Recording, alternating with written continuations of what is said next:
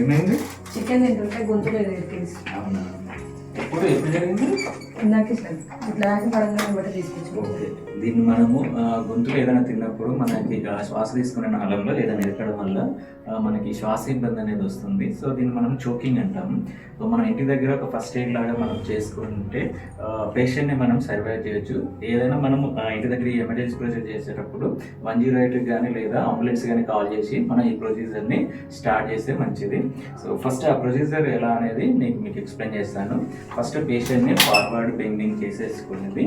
So first హ్యాండ్ని ఇలా fix చేసేసుకొని కరెక్ట్గా ఛాతి కింద బొడ్డు పైన కడుపు భాగంలో మనము ఒక చైన్ ఇలా ఫిక్స్ చేసుకుని ఇంకో చైన్ దాన్ని ఫిక్స్ చేసుకొని మనము కొంచెం పేషెంట్ని బెండ్ చేసేసి సో 5 టైమ్స్ ఇలా 1 2 3 4 5 తర్వాత బ్యాక్ సైడ్ మనము కొంచెం బెండ్ చేసి 1 2 3 4 5. ఓకే, సో ఇప్పుడు పేషెంట్కి మనము ఈ ఎమర్జెన్సీ ప్రొసీజర్ ద్వారా మనము ఈ పేషెంట్ని బతికించగలుగుతాము. సో ఇంటి దగ్గరే. సో ఇలాంటి ఇన్సిడెంట్లు ఈ మధ్య జరుగుతున్నాయి, మనం చూస్తున్నాము. ఇలాంటి ఎమర్జెన్సీ ప్రొసీజర్లో మీకు ఒక అవగాహన ఉంటే మీ ఇంటి దగ్గర ఒక పేషెంట్ని మీరు సేవ్ చేసినట్టు అవుతారు. సో అలాగనే ఈ పెద్దల వాళ్ళు ఇలా చేస్తాము. అదే చిన్నపిల్లల్లో కూడా మనము చాలా అంటే ఫ్రీక్వెంట్గా ఏదో ఒకటి వాళ్ళకి తెలియకుండానే మింగడం. సో ఎక్కువగా బఠానీ లాంటి చిప్పీస్ లాంటి వాళ్ళు మింగినప్పుడు అవి శ్వాసనాళంకి వెళ్ళేసి అక్కడ వాళ్ళకి శ్వాస తీసుకునే ఇబ్బంది కలుగుతుంది. కాబట్టి ఆ చిన్నపిల్లలు మనం ఎలా చేసేదాన్ని కూడా చూద్దాం. ఫస్ట్ చిన్నపిల్లలు ఏదైనా ఆబ్జెక్ట్ ఉన్నప్పుడు వాళ్ళు చాపి పట్టుకోవడం కానీ మెడపాలను పట్టుకోవడం కానీ ఏదో ఆశపడుతుంటారు. అలాంటి టైంలో మనము చిన్న పిల్లలని ఈ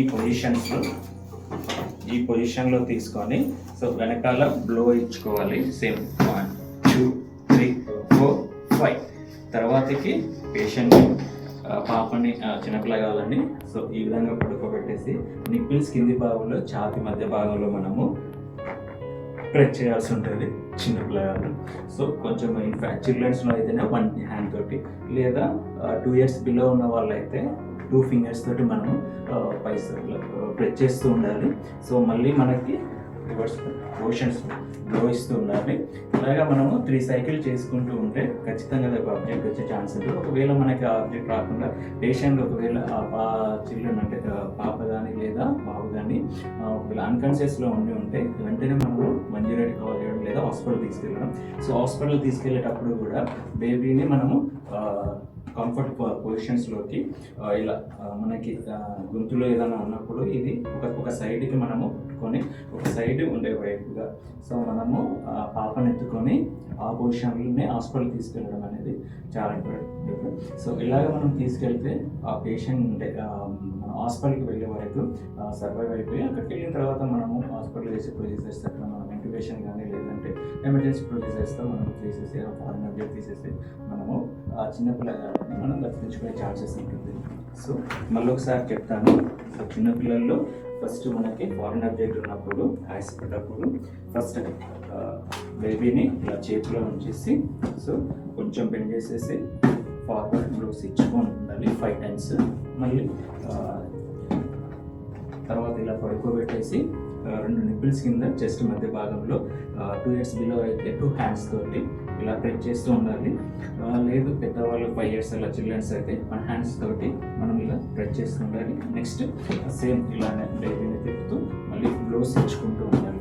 ఇలా 3 to 4 times మనం చేసిన తర్వాత ఒకవేళ ఫారిన్ ఆబ్జెక్ట్ రాకపోతే బేబీని మనం ఇలా ఈ పొజిషన్లో పెట్టుకొని అంబులెన్స్ కానీ లేకపోతే హాస్పిటల్ కానీ వెళ్ళి తీసుకెళ్తే బాబుని మనము రక్షించగలుగుతాం. సో ఇలాంటి ఇన్సిడెంట్స్ అనేవి చాలా జరుగుతున్నాయి కాబట్టి ఖచ్చితంగా మీకు ఈ చోకింగ్ యాంటీ చోకింగ్ మెథడ్ని కొంచెం అవగాహన ఉంచుకుంటే మనం ఆ ప్రాణాన్ని రక్షించవచ్చు. సో అలాగే ఒకవేళ పేషెంట్స్ చోకింగ్ అయిపోయి అన్కాన్షియస్లో ఉన్నప్పుడు మనం ఒకవేళ పేషెంట్ ఒకవేళ బ్రీతింగ్ అంటే పల్స్ ఆగిపోయినాం కానీ లేకపోతే అన్కాన్షియస్కి వెళ్ళినప్పుడు కానీ మనము వెంటనే సిపిఆర్ చేయడం అనేది ఇంపార్టెంట్. సిపిఆర్ అనేది 2 బ్రెస్ట్ బోన్ మధ్యలో చెస్ట్ మీద మనము ఇలా హ్యాండ్స్ని పెట్టేసి ప్రెస్ చేస్తూ ఉండాలి. సో నిమిషానికి మనము 120 సార్లు ప్రెస్ చేస్తూ అలాగనే 30 కంప్రెషన్స్ ఇచ్చుకుంటూ 2 బ్రీత్ ఇచ్చుకోవాలి.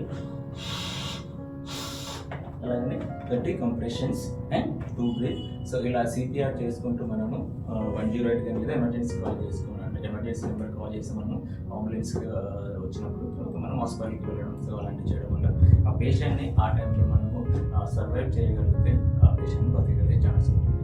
సో కాబట్టి ఈ చోకింగ్ మెథడ్ మీద ఈ చోకింగ్ని ఎలాగా మనం ప్రివెంట్ చేయాలి, వాళ్ళకి ఫస్ట్ ఎయిడ్ ఎలా ఇవ్వాలనే దాని గురించి మనకు ఒక అవగాహన ఉంటే ఖచ్చితంగా మీరు ఆ పేషెంట్